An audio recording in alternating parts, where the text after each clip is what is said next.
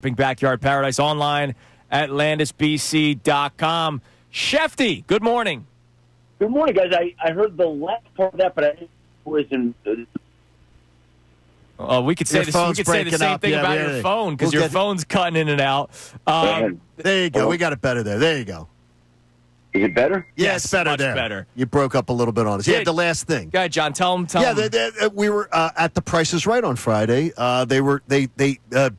Between the games, Drew Carey and George Gray, they do questions and answers with the audience and things like that. And they were talking about Drew as an owner of a soccer team, but he also is a big sports fan. And he was talking about all the different people that they all follow on sports media, checking and everything. And you were one of the 6-7 names they rattled off. So how about that? You're on Drew Carey watch. So how about that?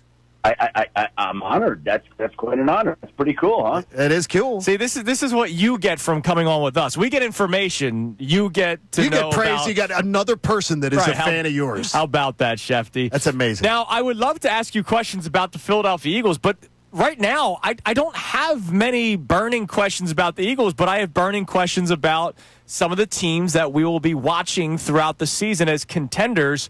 And I think the biggest one right now is the status and the future of Matthew Stafford with the Rams.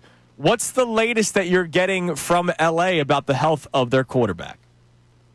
Again, I think it's a case where basically they're being smart. Back pain, obviously very debilitating. You don't need to hear that from me. But I had a buddy, it's very uncomfortable. It's managing pain. He's going to be playing week 1. That's the expectation. And, look, they're trying to manage it the best they can. Now, the idea that he's going to be – when I hear them say he's going to be playing week 1 and he's not even able – he threw passes the other day and then they say he's going to be out to practice and then he can't even practice. It does seem strange. Do you know anything about this red light therapy that they're doing? I was trying to figure this thing out this morning. They said he's doing red light therapy in a truck. Well, red light therapy is supposed to, again, I'm not a doctor. I don't play one on TV or the radio either, but it's supposed to stimulate cells, and there's a lot of people trying it, and it has all these benefits, and there's a lot of people doing it. And so, again, you've got a case where he's doing these things to just try to get back. And, he's been uncomfortable. At red light therapy, whatever else he's doing, I don't know what to say. That's kind of where he's at right now. Okay. Another team in the NFC that we're obviously going to keep a close eye on throughout the entire season is the Detroit Lions. Now, I understand that we won't really truly find out how the coordinators look until the season actually starts to go on and, midway through the year. But anything you're hearing out of Detroit about whether or not they feel as comfortable in the era without Ben Johnson and Aaron Glenn? Well, I think that they feel like that they've done as good a job as they can replacing them, and they feel very comfortable with the people that they've brought in. Kelvin Shepard on the defensive side, Johnny Morton on the offensive side. They feel like those guys are excellent coaches. I can't help but think there's going to be some period of adjustment. You've got eight new assistants, including both coordinators. You lose your center to retirement, Frank Ragnow. You lose some players. There's a lot of change there. But that's what this league is about, especially for the top teams. They have to find a way to replace their top players, coaches. We see it every year. Philly's been rather fortunate. I mean, they've got some people to replace, but they retained their – well, they actually didn't. They lost their offensive coordinator. They kept Vic. This happens every year on the best teams. The other teams try to steal from them, take from them, so that they can upgrade at the spots that they need to. It's done on a massive play. I was on the phone with a bunch of Lions fans yesterday. I'm like, that's what makes last season even more disappointing for Detroit, because the Lions are going to have another chance this year, and they might do it. They're a very good team. They're a well-run organization. They're excellent. But they had home field advantage. They were there. They had to, and they didn't get it done. One of the things, Adam, that because we obviously are so focused in Eagle Land, is fans here have a little bit of anxiousness about the changes on the defensive side of the ball with the players who left in free agency. But I think what we don't focus on enough is all the other NFC contenders have their own laundry list of changes that you just pointed out.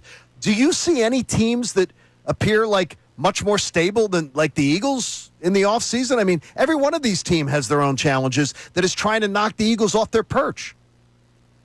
I mean, the Commanders were pretty stable, though they had the Terry McLaurin issue hanging over the franchise. They've gotten quite old, though, this offseason. I think a place for mom is the patch on their jerseys. Yeah, this year. The Buccaneers lost another offensive coordinator, as they seem to do every year. Packers, relatively intact. Lions, not so much. Vikings. New quarterback, right? Like, again, the Rams didn't have much change, right? Right. I don't think there's much of anything there. Yeah, their drama is just the health of their quarterback. Now, last year, Schefter, you told us that the Commanders were that team to watch, and you hit that one out of the park. Earlier this offseason, you told us the Patriots as the next team, but I'm curious, any other team in the NFC that we should keep an eye on, not name, the Lions and the Packers, these top teams in their divisions? Is there a sneaky dark horse team in the NFC this year? I think the Buccaneers just don't get the respect they deserve. I agree. When we talk about NFC teams, that's not a team that immediately comes to your thinking, and they've won the division 4 years in a row, and I think they're a really good team. I think that works out. I mean, I think they're very good. Very good. Do you think this is going to be a active after the last preseason game when the teams start to cut some veteran players? They used to call them the September 1st cuts. Do you think this is going to be a very active time where there's going to be maybe some quality guys sitting out there? Are you hearing of any names, any veterans, without giving us the names? But do you believe this is going to be a time where maybe teams can find some quality out there on the shelves before the opener?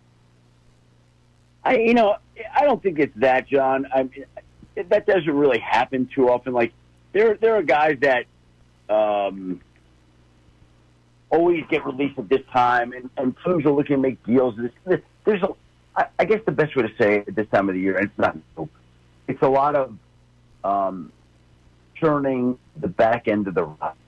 Like, I don't think there are too many people, too many teams that all of a sudden come up with a starter on August 27th. Like, does it happen? Yes. But if you're looking for a starter on August 27th, then your team's probably got some questions that it has to answer during the course of the season. So, to me, it's really rounding out your roster. It's building your practice squad. It's making sure you got the right guys to develop and that you believe in. It's those types of things more than it is looking to come up with some guy that's going to be a major contributor. Maybe that'll happen. I mean, it could. But I just don't view that to be common at this time of the year. Schefter, what do you believe the fallout will be when the Gruden and the case with the NFL gets settled? Did I lose you guys? I got you. Do you got me? Yeah. I don't know what's going on here. That's all right. That's all right. My question is what you believe the fallout could be down the road once the case between John Gruden and the NFL gets settled. Well, I first of all, I don't know how and when it's going to be settled. I don't know to what degree. I just know that had to be a major victory for John Gruden this week to have the case decided in a Nevada courtroom rather than in mediation, with the NFL. Sure. When that happens, the NFL can't have it go its way. It's not dealing with the people it wants to deal with necessarily. And to me, that was a major victory for John Gruden in this particular case, that the Nevada Supreme Court now will get to rule on this particular case. I don't know if he's going to buy the Excalibur or if he's going to buy New York when he wins. I'm not sure which one he's going to look at. He's definitely going to get something, isn't he? I think it's going to get settled. That's what I'm going to predict. A settlement comes down, and a large settlement. And John, I hope he gets a good. If it happened, if that's how it happened, that's dirty pool. no matter what was in the emails. That's dirty pool. It should never happen with your employer. But yeah, well, we're going to see if any of this comes out. I think a lot of people would love to see where it came from. And I think that's why he's happy it's in the Nevada Supreme Court. Absolutely. Shefty, we appreciate Adam. the time as always, man, and we'll talk to you again next week. Another week closer to kickoff September 4th. We're just right around the corner. Hey, 3 weeks from today, right? Tomorrow.